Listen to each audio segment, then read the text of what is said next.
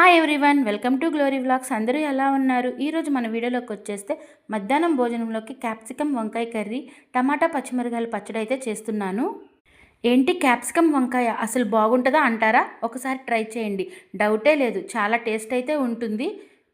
ఏం లేదండి, ఫస్ట్ కళాయి పెట్టి ఆయిల్ వేసుకొని తాలింపు దినుసులు కరివేపాకు వేసి అవి వేగిన తర్వాత ఉల్లిపాయ అయితే వేసి అది కూడా వేగిన తర్వాత క్యాప్సికమ్ అయితే వేసేసుకొని ఒక 5 మినిట్స్ ఉప్పు పసుపు వేసి బాగా ఫ్రై అవ్వనివ్వాలి. క్యాప్సికమ్ బాగా ఫ్రై అయ్యి వాటర్ అంతా ఇంకిపోయి ఆయిల్ పైకి వచ్చినప్పుడు టమాటాలు అయితే వేసేసుకొని ఇంకో 5 మినిట్స్ అయితే బాగా ఉడకనివ్వాలి.